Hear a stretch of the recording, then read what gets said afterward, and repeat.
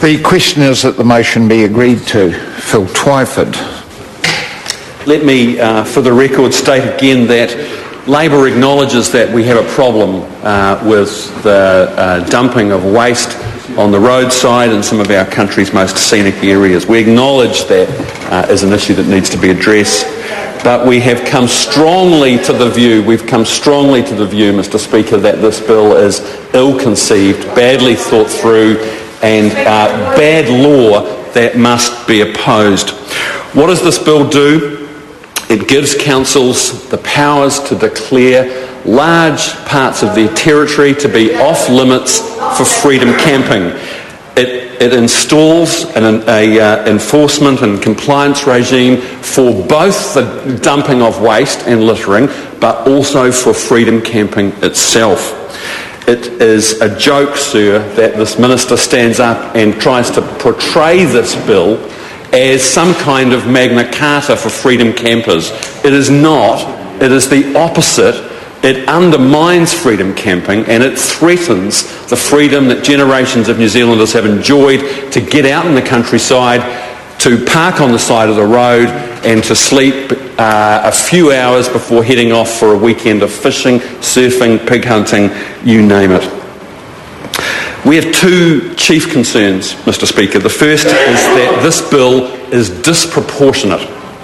It is a sledgehammer to crack a nut, as Kevin Haig said in the first reading debate on this bill.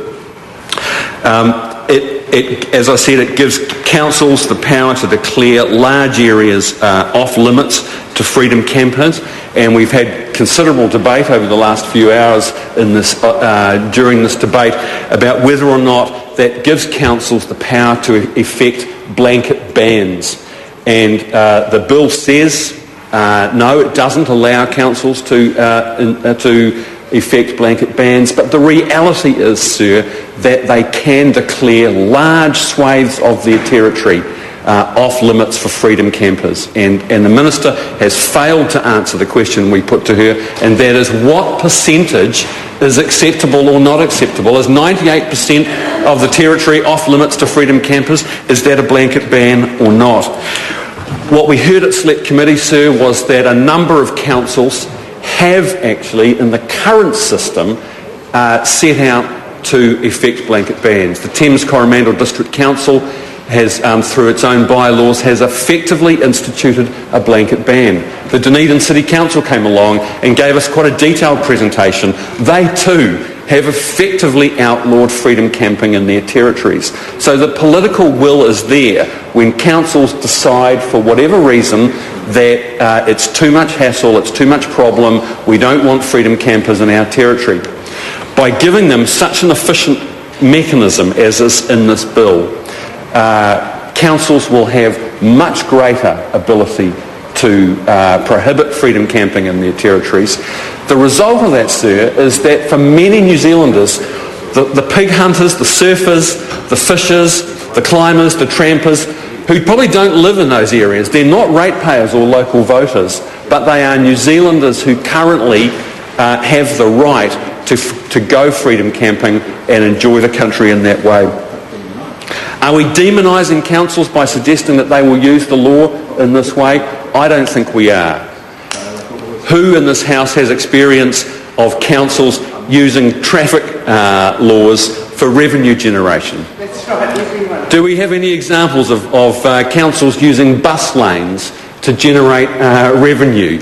Yes, we do. It's not inconceivable that councils will, in an attempt to get cost recovery under this law, sir, will go out there and have officials banging on the windows of camper vans that are parked on the side of the road and pinging people with a $200 instant fine. So, sir, we believe this law is disproportionate. We also are of the view that it's badly drafted, and this is not a complaint against the officials, sir, it's a complaint against their political masters for the woolly and unfocused and badly thought through policy that they've asked the officials to implement. Clause 11, sir, in the bill talks about one of the reasons that a council would have to satisfy, one of the criteria it would have to satisfy before it passed a bylaw banning freedom camping, and that would be to protect the area. Well, what the heck does that mean, to protect the area? It says that if there's a perceived problem, the bylaw has to be satisfied that there's a perceived problem in the area. Well, perceived by whom?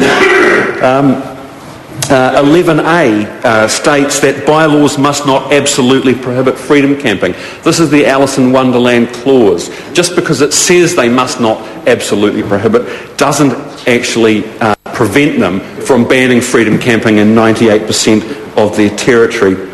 Stuart Nash pointed out that clause 5.1a which defines freedom camping as sleeping out under some temporary structure or a caravan or a camper van, but actually sleeping under the stars is perfectly acceptable under this bill. It's an absolute nonsense. Further in the bill, it makes it an offence to make preparations to camp, and as Rick Barker pointed out, well, what does that mean? Pulling the handbrake up, getting your jammies out of the suitcase, or putting on the burner to make a cup of tea. Is that making a preparation to camp? So not only the campers of New Zealand, but the law enforcement officers of councils all over New Zealand are going to have a field day, sir, with this bill. One of the most odious parts of this bill is the seizure and impoundment of property provisions, and we've already discussed, sir, the advice from Sir Geoffrey Palmer as Chair of the Legislation Advisory Committee told the government, told the Select Committee that the seizure and impoundment provisions were inconsistent, illogical, that they would not achieve their stated aims, that they provide a perverse incentive for people to commit an offence in a tent rather than a camper van, and in fact are an assault on the property rights of New Zealanders, because it places the onus on the person who's had their property seized to prove or establish that their property will not be used in any ongoing offending. That's just one of the many defects in this bill, sir. Associate Professor Kenneth Palmer made a really interesting submission, sir, to the Select Committee. He said that he considers the message given by this bill as one of punishment, which is likely to affect many international tourists as well as local people. The effect on international tourists may be to change the image of New Zealand as a freedom area, to impose significant fines, even the seizure of vehicles, which may not be justified on the merits of the situation. And he points out, sir, that local authorities have been in breach of the duty imposed under the Litter Act to provide receptacles in public places. And that, sir, is consistent with the case that we've been making all the way along, that practical measures like the provision of more public toilets and more rubbish bins in these scenic, out-of-the-way places would be a much better response than this sledgehammer bill from the National Party. Sir, this bill, my opening comment was that it is misnamed. It is about as much to do with freedom camping and preserving freedom as Ronald Reagan's Clear Skies bill was in the US in the 1980s, when he gutted pollution controls on industrial polluters. This should be called the Anti-Freedom Camping Bill, or National's Nanny State Camping Bill, or the Day National Killed the Kiwi Road Trip Bill. Those would all be much better titles. Sir, we live in a complex, highly regulated society, and it's important that as legislators we carefully consider the balance of rights and responsibilities and the potential unintended consequences of laws that we pass. It's our case, sir, that this bill seriously undermines and curtails the freedoms that New Zealanders have enjoyed for generations to enjoy the great outdoors, without having some council law enforcement officer knocking on the window of their camper van with their clipboard at 2 a.m, telling them to move on, or slapping a $200 infringement notice on their windscreen. It's bad law, sir. It shouldn't be passed, and we think the government is making a real mistake with it. Mr. Speaker. Dr. Cam Calder. Mr. Speaker, I'd like to start with